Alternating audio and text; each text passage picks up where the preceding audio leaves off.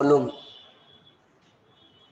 1 mole ideal gas occupy 22.7 litre volume. ये न्यू कहीं पर अगर क्वेश्चन आए नॉर्मली 22.4 से बनाएंगे, अगर आता है तो इससे बना दो, देख के समझ में आ जाएगा कि नहीं आ रहा उसके। तो इक्वेशन लिखना इसे, तो 2-3 प्रैक्टिस के लिए बोल रहा हूं, उसके बाद आगे हम पढ़ाते हैं। क्वेश्चन लिखना, calculate number of oxygen atom, calculate number of oxygen atom in 50 gram of calcium carbonate. Calculate number of oxygen atom, calculate number of oxygen atom in 50 gram of calcium carbonate. कितना होगा? 50 gram of calcium carbonate. हमारा पहला काम क्या होगा? मोल में बदलना। कहीं से भी आए हमारा सेंटर पॉइंट मोल ही होगा, तो मोल इक्वल टू क्या हो जाएगा? मोल इक्वल टू हो जाएगा given mass upon molar mass. Given mass यहां पर 50 ग्राम है और मोलर मास कैल्शियम कार्बोनेट का 100 होता है, यानी 0.5 मोल आ गया। अब CaCO3 के बारे में हम क्या जानते हैं?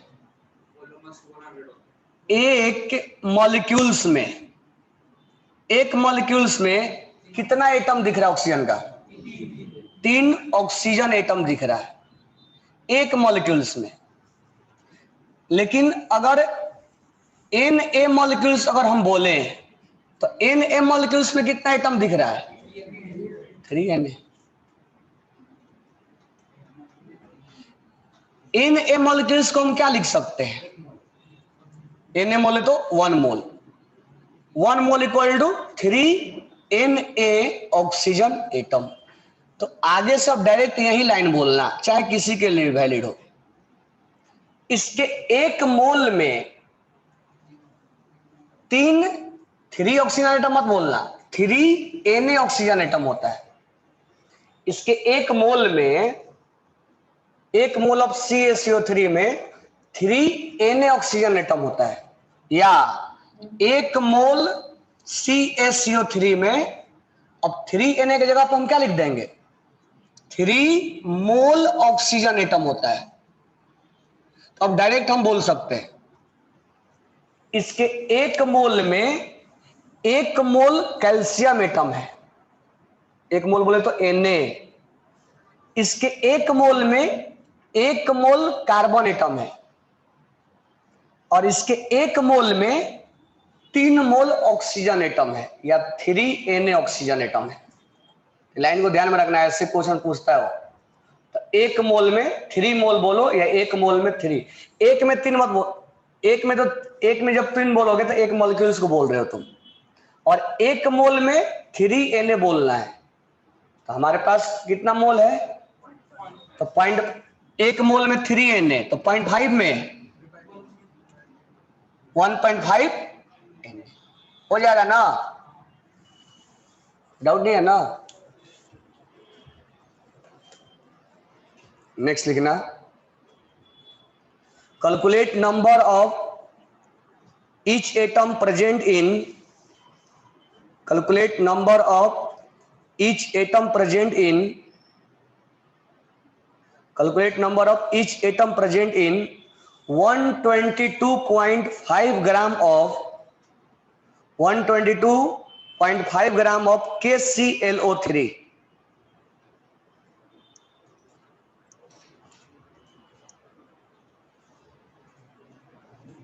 KClO3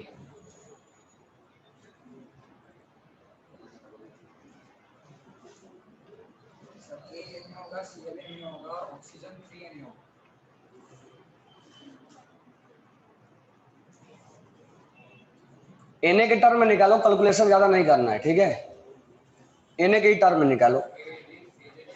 KClO3 है, KClO3 का मास क्या हो जाएगा? मोलर 122.5, यानी KClO3 कितना मोल है?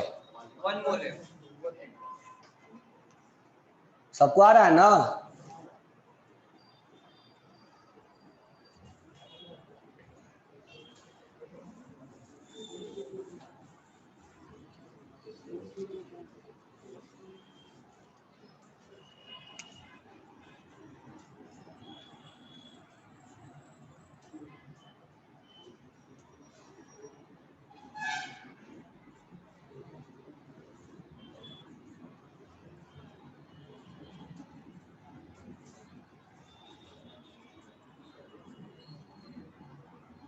1 मोल KClO3 में 1 मोल क्या है? पोटेशियम, यानी Na पोटेशियम है। 1 मोल KClO3 में 1 मोल क्या है? क्लोरीन, यानी Na क्लोरीन है। बोल सकते हैं ना? 1 मोल KClO3 में 3 मोल क्या है? ऑक्सीजन है। अगर हमें उसको Na में बदलना है तो 1 मोल में Na पोटेशियम, और ये Na पोटेशियम, और ये 3 Na ऑक्सीजन। होगा ना? इस टाइप का क्वेश्चन नहीं कराया ना? अब हो जाएगा ना? चलो, अब हेडिंग डालना। उसके बाद नेक्स्ट टॉपिक क्या लिखवाया था? अब ऐसे एक पॉइंट और लिख लो।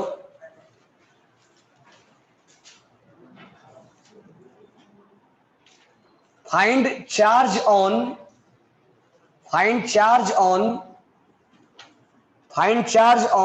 1 mole electron. Find charge on 1 mole electron. कितना? पूरा कैलकुलेट करके बताओ। Find charge on 1 mole electron.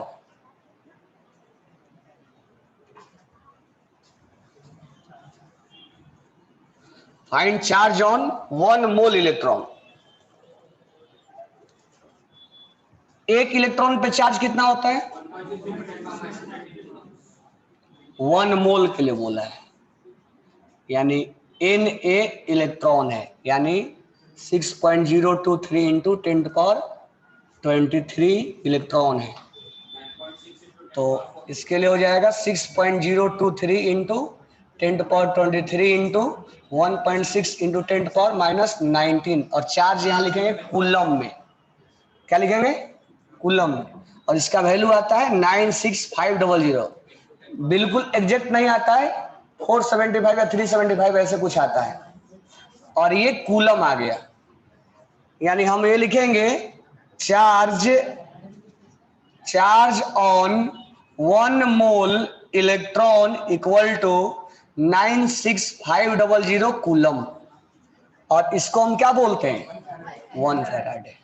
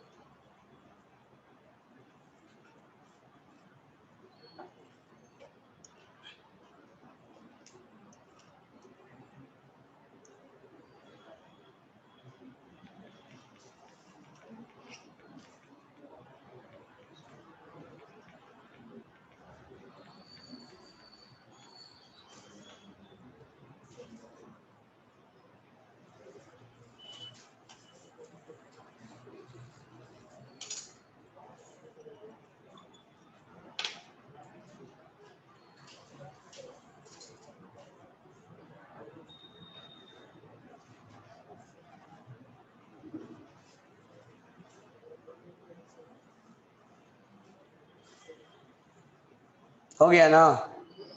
तो इस तरह का क्वेश्चन बन जाएगा ना? बन जाएगा ना? चलो अब आगे पढ़ाते हैं। नेक्स्ट हेडिंग लिखना, इंपेरिकल फॉर्मूला बाद में पढ़ेंगे।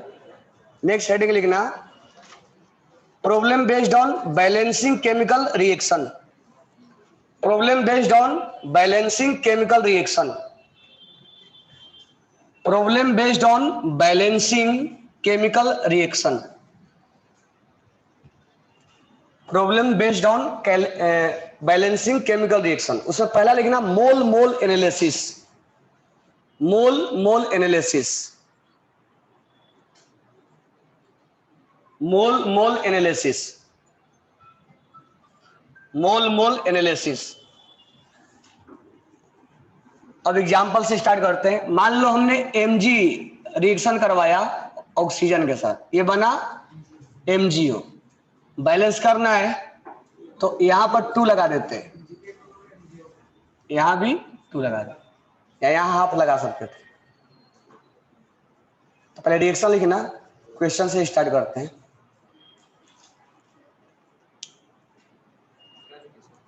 ये लिखने के बाद लिखो 4 मोल of Mg, 4 mole of Mg, 4 mole of Mg, 4 mole of Mg and excess of oxygen are present in a container. 4 mole of Mg and excess of oxygen are present in a container. Then find how much mole of MgO will form. Then find how much mole of MgO will form. How much mole of MgO will form. अब देखो इसको मोल analysis से कैसे करेंगे। पहले एक तो ये है कि रिएक्शन बैलेंस होना चाहिए, तो बैलेंस रिएक्शन में हम ये लिखेंगे, ये इसका कोएफिशिएंट है, तो हम लिखेंगे 2 mole of Mg react equal to 1 mole of O2 and form 2 mole of MgO। ये हम इसको बोलते हैं मोल एनालिसिस। ये रिएक्शन को हमने देख के लिखा है, 2 mole of Mg react with 1 mole of oxygen and form 2 mole of MgO। अब इससे जो पूछेगा वैसे हम निकालेंगे। अब हमसे क्वेश्चन में पूछा है कि 4 मोल से MgO कितना बनेगा, तो हम लिखेंगे कि 2 मोल ऑफ Mg जब रिएक्शन करता है, ये एक्सेस में है, तो 2 मोल बनता है, 2 मोल MgO फॉर्म होता है। तो 4 मोल से कितना बनेगा, 4 मोल से कितना बनेगा, 2 मोल से 2 मोल, तो 4 मोल से 4 मोल MgO बनेगा। हो गया आंसर हमारा। समझ में आ गया। नेक्स्ट क्वेश्चन लिखना,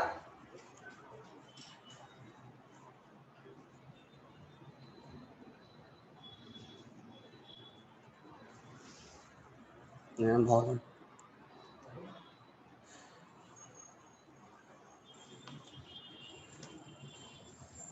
पहले ऐसे लिखो। अब नेक्स्ट क्वेश्चन हम लिखेंगे, इसी पे पहले लिखो 4 मोल of Mg, 4 mole of Mg, 4 mole of Mg and 3 mole of O2, 3 mole of O2 present in a container. 3 mole of O2 present in a container. Then how much mole MgO will form? Then how much MgO will form?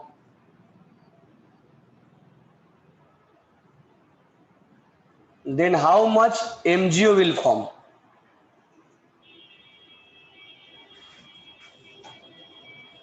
अब ध्यान देना, ये reaction है, reaction में दिया गया है कि ये कंटेनर में 4 मोल है और ये कितना मोल है, 3 मोल है। हमसे बोला कि ये कितना बनेगा, इसका मोल बताओ। तो एक चीज ध्यान देना, जब रिएक्टेंट साइड 2 डेटा दे दिया जाए, जब रिएक्टेंट साइड 2 का डेटा दिया जाए, एक का ना 1 से होता है, तो इसमें पहले हम ये पता लगाते हैं कि रिएक्शन का सिचुएशन क्या है। रिएक्शन में ऐसा हो सकता है, अब ये रिएक्टेंट है, ये रिएक्टेंट है, ऐसा हो सकता है कि रिएक्टेंट दोनों एक साथ समाप्त हो गए होंगे, यानी जितना mg कंज्यूम हुआ होगा उतना ही उसी टाइम में ऑक्सीजन भी कंज्यूम हो गया होगा। या दूसरा केस ऐसा भी हो सकता है कि mg पहले कंज्यूम हो गया होगा और ऑक्सीजन उस रिएक्शन में बच गया होगा, ऐसा भी पॉसिबल है। ऑक्सीजन उस रिएक्शन में बच गया होगा, ऐसा भी पॉसिबल है कि mg कंज्यूम हो गया होगा और ऑक्सीजन बच गया होगा। या ऐसा ही पॉसिबल है कि ऑक्सीजन पहले कंज्यूम हो गया होगा और mg बच गया होगा। तो एक जैसे पहले अगर ये मान लो, ऐसे नॉर्मल समझो, मान लो ये 2 मोल है और ये 2 मोल है। अब ऐसा मान के चलते हैं, और बैलेंस हटा देते हैं, ऐसा मान के चलते हैं कि ये 2 मोल है, 2 मोल है, दोनों साथ साथ कंज्यूम हुए। अगर ये मान लो 3 मोल है और ये 2 मोल है, तो ये 2 मोल के साथ ये 2 मोल रिएक्शन करेगा और 1 मोल इसका बच जाएगा। तो अगर ये कंज्यूम हो गया तो रिएक्शन वहीं पे रुक जाएगा, आगे नहीं बढ़ेगा, क्योंकि इसको रिएक्शन होने के लिए इसको होना जरूरी है। अगर ये रिएक्शन में पहले समाप्त हो गया तो फिर रिएक्शन आगे नहीं बढ़ेगा। समझ में आ रहा मैं क्या बोल रहा हूं? अगर 2 रिएक्टेंट आपस में रिएक्शन किए तो ऐसा भी पॉसिबल है कि दोनों एक ही साथ कंज्यूम हो रहे हैं, और नहीं तो ऐसा भी पॉसिबल है कि एक पहले समाप्त हो जाएगा। जैसे पहले समाप्त होगा रिएक्शन वहीं से स्टॉप हो जाएगा, रुक जाएगा वहीं पे, और जो दूसरा बचा रह जाएगा वो रिएक्टेंट पार्ट ही बचा रह जाएगा। यानी टोटल रिएक्टेंट प्रोडक्ट साइड नहीं गया है। समझ में आ रहा है क्या बोल रहा हूं? 2 केसेज बनते हैं यहाँ पे। अब यहां पर ध्यान देना, अब यहां पर हमने रिएक्शन में इसमें 2 मोल लिया था, यहां पर ये बैलेंस किया था। इसका कितना मोल लिया था? 4 मोल लिया था। और ये कितना मोल था? 3 मोल था। अब ऐसा कोई जरूरी नहीं कि रिएक्शन में पूरा का पूरा दोनों कंज्यूम हो गए, सब के सब प्रोडक्ट बन गए होंगे, यानी 100% रिएक्टेंट प्रोडक्ट में चला गया होगा, ऐसा नहीं हो रहा होगा। या हो भी सकता है, लेकिन हम चेक करना पड़ेगा कैसा हो रहा है कि नहीं हो रहा है। तो देखो कैसे चेक करेंगे। अब इसमें और इसमें हम रिलेशन निकालेंगे। तो इसके 1 मोल के लिए ये कितना मोल रिक्वायर्ड है? 2 मोल रिक्वायर्ड है। ऑक्सीजन के इसका 2 मोल mg अगर रिएक्शन करता है, उस समय ऑक्सीजन 1 मोल अपना रिएक्शन करता है। यानी जब ये 2 मोल कंज्यूम होगा उसी समय ये 1 मोल कंज्यूम होगा। और ये कंटेनर में है 3 मोल, तो ये 3 मोल जब है तो ये कितना होना चाहिए? 6 मोल, और ये तो 4 ही मोल है। इसका मतलब ये पहले समाप्त हो गया होगा। समझ में आया कि नहीं आया? क्योंकि इसके 3 मोल के लिए इससे कितना चाहिए? 6 मोल से। 6 मोल तो है ही नहीं। इसका मतलब अगर ये 2 मोल रिएक्शन करेगा तो ये कितना करेगा? 4 मोल करेगा। इसका मतलब ऑक्सीजन में केवल 2 ही मोल कंज्यूम हुआ होगा, तब ये समाप्त हो गया होगा। इसका 4 मोल और इसका 2 मोल, तब रिएक्शन समाप्त हुआ, ये बच गया होगा रिएक्शन में। यानी दोनों रिएक्टेंट में से केवल एक ही पूरा का पूरा कंज्यूम हुआ है, दूसरा बच गया है। समझ में आ गया क्या मैं बोल रहा हूं? तो पहले अगर रिएक्टेंट साइड 2 का डेटा दिया जाए तो हम पहले इस रिएक्शन में पता लगा लेंगे कि कौन बच गया है और कौन कंज्यूम हो चुका है। तो उसको पता लगाने के हमारे पास 2 तरीके हैं। तो देखो कैसे पता लगाएंगे, वही तरीके से। अब इसके 1 मोल ऐसे लिखो, 2 मोल mg के रिएक्शन के लिए 1 मोल ऑक्सीजन रिक्वायर्ड है। 1 मोल ऑक्सीजन रिक्वायर्ड। अच्छा, इसके 4 मोल के लिए कितना ऑक्सीजन रिक्वायर्ड होगा? 2 मोल के लिए 1 मोल, तो 4 मोल के लिए, और ये कितना है? अब उल्टा भी बोल सकते हैं कि ये अगर 3 मोल है, या ऐसे लिख लो, 4 मोल के लिए 2 मोल के लिए कितना चाहिए? तो ये 4 मोल है। 4 मोल के लिए कितना चाहिए? 2 मोल। और ये कंटेनर में कितना है? इसका मतलब इसका 2 ही मोल कंज्यूम होगा। जब इसका 4 मोल कंज्यूम होगा उस समय इसका 2 ही मोल कंज्यूम होगा, ये रिएक्शन में समाप्त हो जाएगा और ये रिएक्शन में 1 मोल बच जाएगा। यानी दो रिएक्टेंट में से एक 100% समाप्त हो गया और एक बचा रह गया। जैसे ही समाप्त हुआ होगा वैसे रिएक्शन स्टॉप हो गया होगा। समझ में आया? दूसरा तरीका मैं बता रहा हूं कैसे निकालेंगे कौन समाप्त हुआ है। सिंपल सा तरीका है, इसका 4 मोल डिवाइड बाई इसका कोएफिशिएंट। ये दूसरा तरीका बता रहा हूं कैसे निकालेंगे। जितना गिवन मोल होगा इसका कोएफिशिएंट, गिवन मोल होगा डिवाइड बाई कोएफिशिएंट। ये वैल्यू 2 आया, ये वैल्यू 3 आया। छोटा वाला वैल्यू पहले कंज्यूम हो जाएगा। और ये कभी दिमाग में मत रखना जिसका मोल कम है वो पहले कंज्यूम हो जाएगा, जिसका मोल ज्यादा हो बाद में कंज्यूम हो, ऐसा नहीं हो, कोएफिशिएंट पे डिपेंड करेगा। ये दिमाग में मत रखना। अब जैसे ये पहले समाप्त हो गया था जबकि इसका वैल्यू क्या है, ज्यादा है, तो डिपेंड करेगा इस कोएफिशिएंट पे। ये ज्यादा है फिर भी पहले समाप्त हो गया, क्योंकि जब ये एक कंज्यूम हो रहा था ये 2 टाइम्स ज्यादा कंज्यूम हो रहा था। तो इसका जब 2 मोल होगा तो ये 4 मोल कंज्यूम हो गया होगा। तो हम सिंपल सा पहले पता लगाएंगे, या तो इस तरीके से पता लगा लो या तो इस तरीके से पता लगा लो। सिंपल मोल लेना है, इसका कोएफिशिएंट, मोल लेना है, इसका कोएफिशिएंट। जो वैल्यू कम गिरेगा वो पहले समाप्त हो जाएगा, यानी जो पहले समाप्त हो जाएगा उसको हम बोलते हैं लिमिटिंग रिएजेंट। वो लिमिट में है, तो जो पहले समाप्त हो जाएगा उसको हम बोलेंगे लिमिटिंग रिएजेंट। क्या बोलेंगे उसको? Limiting reagent. और सेकेंड वाला क्या बोलेंगे? Access reagent. ये हमारे पास तरीका है पता लगाने का कौन लिमिटिंग है और कौन एक्सेस। सिंपल सा तरीका है कि इसका मोल लेके कोएफिशिएंट से डिवाइड कर दो, मोल लेके कोएफिशिएंट से डिवाइड कर दो। जो वैल्यू कम गिरेगा, अगर इक्वल गिरेगा तो मतलब दोनों एक साथ समाप्त हुए होंगे। अगर इक्वल वैल्यू आ गया तो दोनों एक साथ समाप्त हुए होंगे। अगर जिसका वैल्यू कम गिरा सोच लो पहले समाप्त हो गया और ये बच जाएगा रिएक्शन में। और जैसे ही समाप्त हुआ होगा ये वही रिएक्शन क्या हो गया होगा, स्टॉप। क्योंकि ऑक्सीजन जब ये बचा ही नहीं तो ये किसके साथ रिएक्शन करेगा? समझ में आया क्या? तो यहां पर लिमिटिंग और एक्सेस दो केस आता है। एक केस तब तुम्हारे दिमाग में आना चाहिए जब रिएक्टेंट साइड एक से ज्यादा डेटा दिया जाए, तब हमें पहले पता लगाना पड़ेगा कि क्या उस रिएक्शन में कौन समाप्त हुआ है कौन एक्सेस में।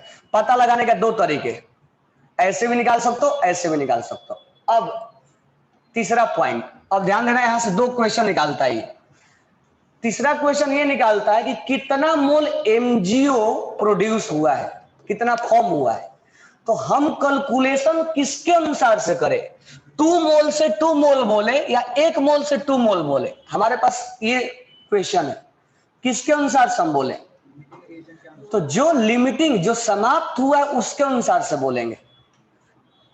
जो बच गया है उसका बचा हुआ पार्ट वो तो रिएक्शन नहीं देगा ना।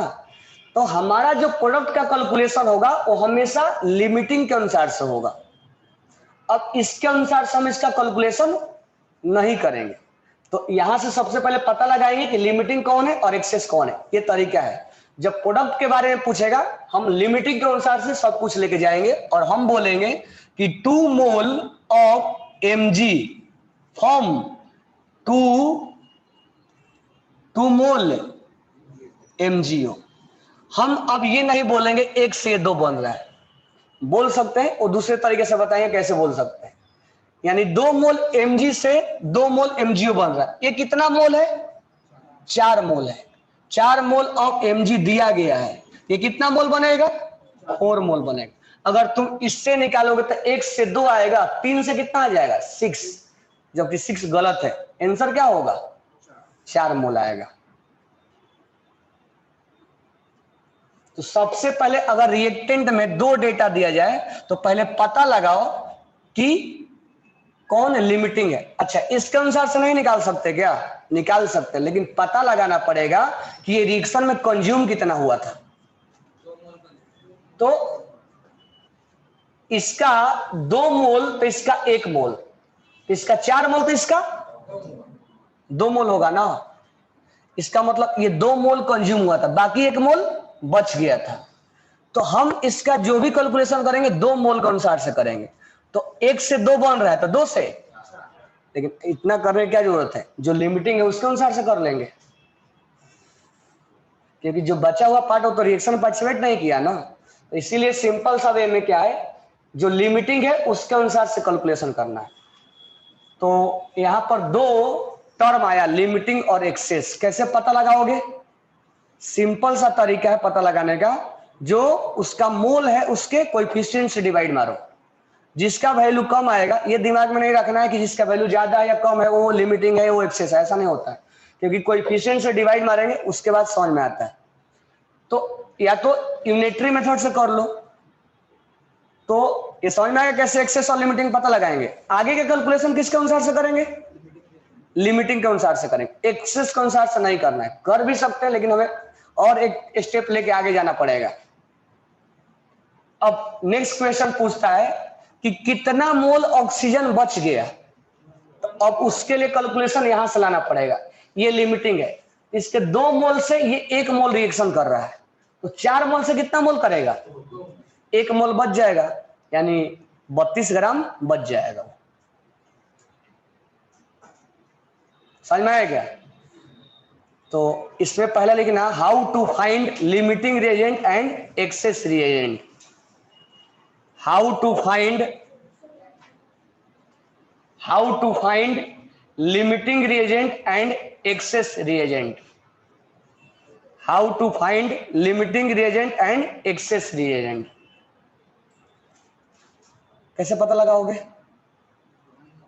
मोल divide by coefficient, mole divide by coefficient.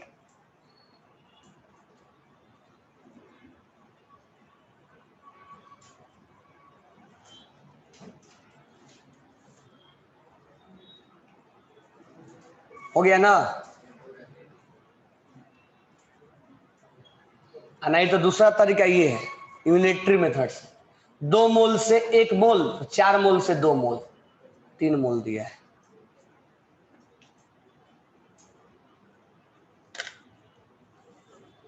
इसको लिख लो, पूरा लिख लिया गया।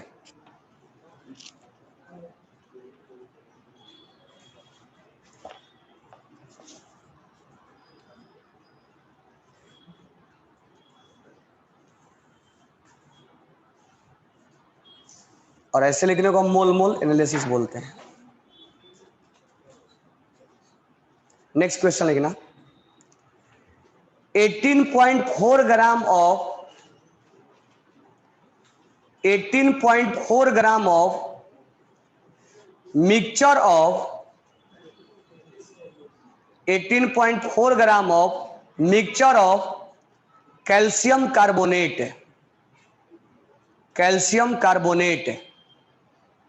एंड मैग्नीशियम कार्बोनेट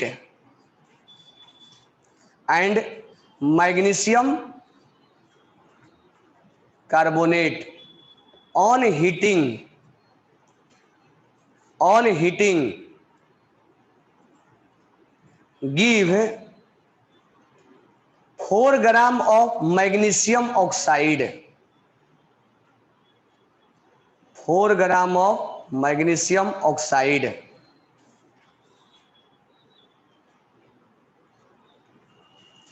आगे लिखना, volume of CO2 produce, volume of CO2 produced at STP,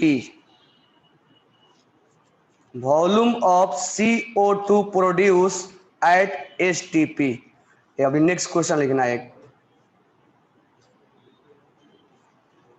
next question लिखो, थोड़ा छोटा छोटा क्वेश्चन बनाते हैं।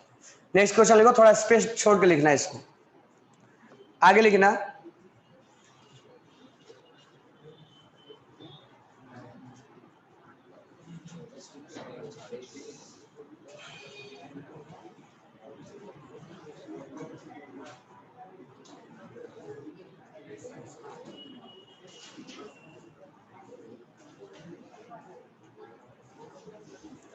नेक्स्ट लिखना, नंबर ऑफ मोल ऑफ, इसको बनाना अभी नेक्स्ट लिख लो, छोटे छोटे पहले क्वेश्चन करवाते हैं। Number of mole of Fe2O3 form,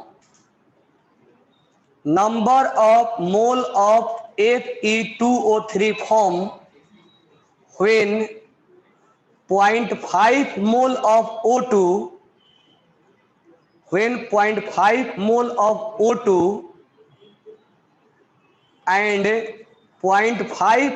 of iron are allowed to react.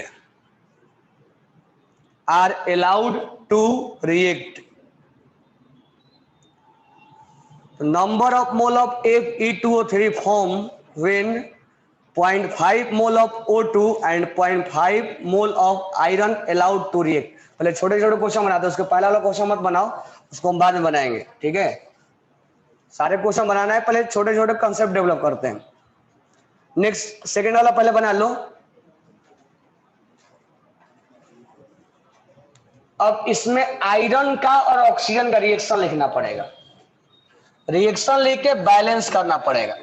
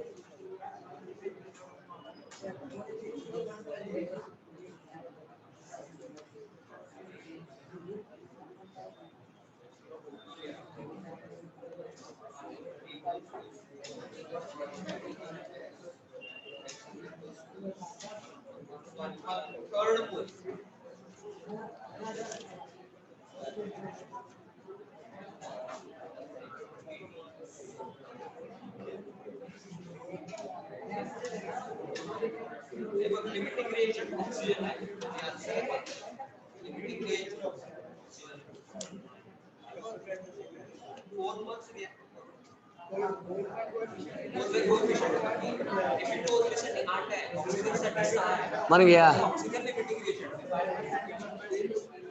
कितना है आंसर?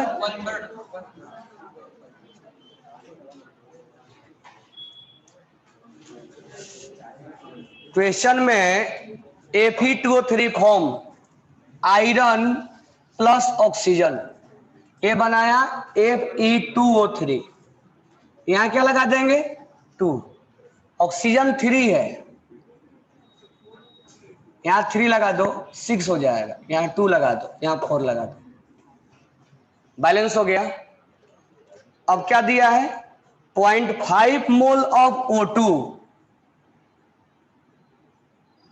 0.5 मोल और ये भी 0.5 मोल है। अब दोनों सेम मोल दिया है, इसका मतलब ये नहीं है कि दोनों एक साथ ही समाप्त होगा, इसका मतलब कभी ये नहीं हुआ कि दोनों कंटेनर में एक साथ ही समाप्त होगा, नहीं, क्योंकि जिस समय इसका 4 मोल रिएक्शन कर रहा था, इसका 3 मोल रिएक्शन कर रहा था। ये जब 4 कंज्यूम हो रहा था तो ये 3 कंज्यूम हो रहा था। अब ये इक्वल लिखने का मतलब ये नहीं कि 0.5 इंटू 2 हो जाएगा। जब भी तुम्हें 2 रिएक्टेंट दिया जाए तो सबसे पहले पता लगाना है कि लिमिटिंग कौन है, तो हम पता लगा रहे हैं लिमिटिंग कौन है। ये सेम देने का मतलब ये नहीं होगा कि एक ही टाइम समाप्त होगा। अब इसमें लिमिटिंग में 0.5 अपॉन क्या होगा 4, और ये क्या होगा 0.5 अपॉन 3, किसका वैल्यू कम है, ये वैल्यू कम है ना, इसका मतलब ये रिएक्शन में ये लिमिटिंग रिएजेंट है, और ये क्या है एक्सेस है। यानी ये चीज समझ में आया कि दोनों एक साथ समाप्त, ये पहले समाप्त हो जाएगा और ये अनरिएक्टेड रह जाएगा कुछ पार्ट इसका। रिएक्शन में दोनों पूरी तरह से कंज्यूम नहीं होगा, ये रिएक्शन में कुछ पार्ट बचा रह जाएगा। ये मत सोचना कि दोनों इक्वल है तो एक ही जैसा रिएक्शन का हो गया, दोनों समाप्त हो गए, नहीं, ये रिएक्शन में बच गया है कुछ पार्ट, और जैसे ही समाप्त हुआ होगा ये रिएक्शन वहीं पर स्टॉप हो गया होगा, क्योंकि इसको रिएक्शन करने के लिए और ये कुछ पार्ट अनरिएक्टेड रह गया होगा इसका।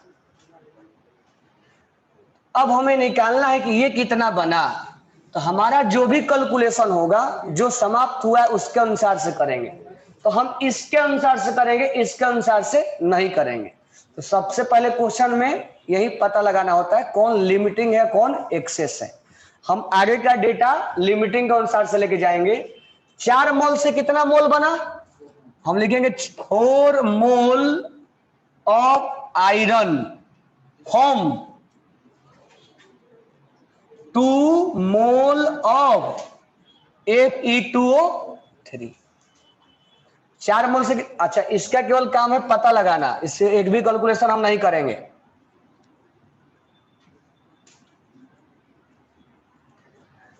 चार मोल से 2 मोल बना, तो 0.5 मोल से 0.5 मोल से 2/4 इंटू, सही है ना, कितना जाएगा 1/, यानी 0.25 बनेगा।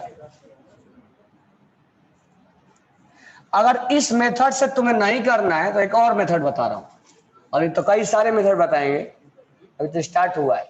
ये लिमिटिंग निकालने का आसान तरीका है। दूसरा मेथड देखो इसका बनाने का, ऐसे नहीं बनाना है तो लिमिटिंग है तो इसका लिखो mole of iron divided by इसका coefficient, mole of iron divide by coefficient. ये निकालना है तो लिखो mole of Fe2O3 divide by इसका कोएफिशिएंट। अगर ऐसे नहीं निकालना है तो दूसरा तरीका बता रहा हूं निकालने का। मान लो तुम यूनिटरी मेथड से नहीं निकालना चाह रहे हो तो दूसरा तरीका हमारे पास, ये तो हमारा लिमिटिंग को पता लगाने के लिए है। दूसरा हम लिखेंगे मोल ऑफ आयरन डिवाइड बाई 4, क्योंकि हमने सबसे पहले ये पता लगा लिया कि हमारा कैलकुलेशन आयरन के अनुसार से ही होगा, ये एक्सेस में इसके अनुसार से नहीं हो, इसलिए हमने यहां पर इसको नहीं डिस्कशन किया है। तो mole of iron divide by 4 equal to mole of Fe2O3 divide by coefficient. ये कितना मोल कंज्यूम हो रहा है 0.5 मोल, तो 0.5/4 ये निकालना है x/2, x इक्वल टू क्या आएगा 0.5 इंटू 2 डिवाइड बाई 4, वही कैलकुलेशन आ गया फिर से, यानी आ गया 1/4। तो चाहो तो तुम ऐसे भी कर सकते हो और चाहो तो तुम ऐसे भी कर सकते हो, लेकिन जब तुम्हें 2 रिएक्टेंट का वैल्यू दे दिया जाए तो तुम पहले अलर्ट हो जाओ, ये नहीं कि इक्वल दे दिया जाए तो एक ही बार में दोनों समाप्त होगा। दोनों तब समाप्त होता जब दोनों का कोएफिशिएंट क्या होता, एक ही होता, तब इसका जितना मोल ये कंज्यूम होता उतना मोल ये कंज्यूम होता, लेकिन कोएफिशिएंट अलग अलग है, इसलिए ये मोल इक्वल देने से ये दिमाग में नहीं होना चाहिए कि दोनों एक बार में ही समाप्त हो जाएगा, नहीं, क्योंकि ये इंडिकेट करता है कि हम कितना कंज्यूम होंगे और ये कितना कंज्यूम होगा। तो एक समय में अगर 4 कंज्यूम होगा तो ये 3 कंज्यूम होगा, समझ में आ गया। अब मुझे ये बताओ, नेक्स्ट इसी में लिखना, how much mole of oxygen is unreacted, how much mole of oxygen is unreacted, क्योंकि इसमें 2 क्वेश्चन उठाएगा, कितना ऑक्सीजन का मोल अनरिएक्टेड रह गया है, कितना रिएक्शन नहीं किया है, समझ में आ रहा है।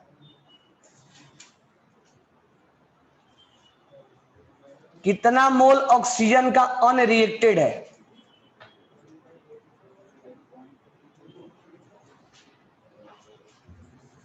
कैसे करेंगे, तो लिमिटिंग ये है तो हम लिमिटिंग को ही पकड़ेंगे। 4 मोल से ये कितना मोल कर रहा है, तो 0.5 मोल से कितना मोल करेगा, ये हटा दूं मैं। अब इसको भी बनाने के 2 तरीके, 4 मोल आयरन से 3 मोल रिएक्शन कर रहा है, ये कोएफिशिएंट बता रहा है, ये पूरा तरह से समाप्त हो जा रहा है। तो 0.5 मोल आयरन से ये कितना करेगा, तो 3/4 इंटू इसका वैल्यू कितना आएगा 0. ये केवल इतना ही मोल कंज्यूम होगा और ये कितना है 0.5 है, ये ज्यादा है ना, इसमें से इसको माइनस कर दो तो आंसर आ जाएगा। समझ में आ रहा कैसे बता रहा हूं?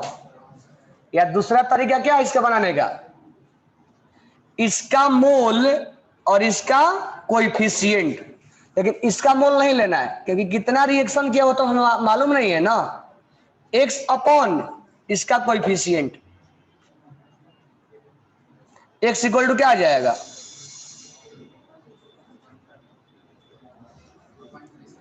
ये बताया कि ये 0.375 रिएक्शन किया है और दिया कितना है 0.5, तो इसमें से इसको माइनस कर देंगे तो जो बचा हुआ पार्ट होगा वो अनरिएक्टेड रह जाएगा। समझ में आया क्या?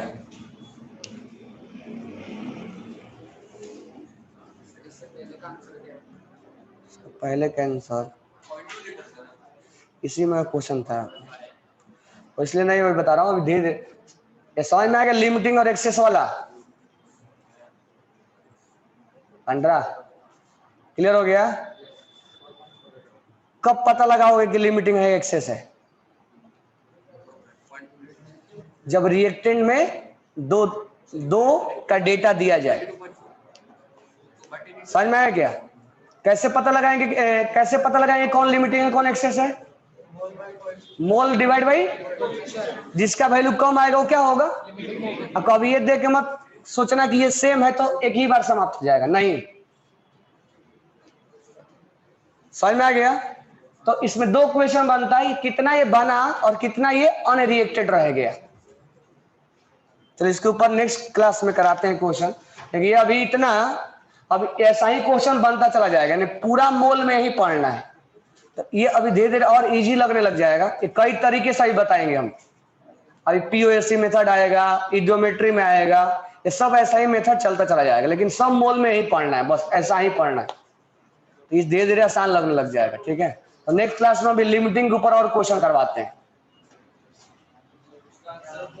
वॉल्यूम नहीं है वो, उसे बनाए ये 8.4 ग्राम है, ये 10 ग्राम होगा, मिक्स है ना, ये 4 ग्राम है, इसलिए ये मतलब 0.1 मोल है, इसलिए ये भी 0.1 मोल होगा। इसका 0.1 मोल का वेट 8.4, मिक्सर में से कट करे तो इसका वेट आएगा, ये 0.1 मोल है तो ये भी 0.1 मोल है, और टोटल CO2 आंसर आ रहा है।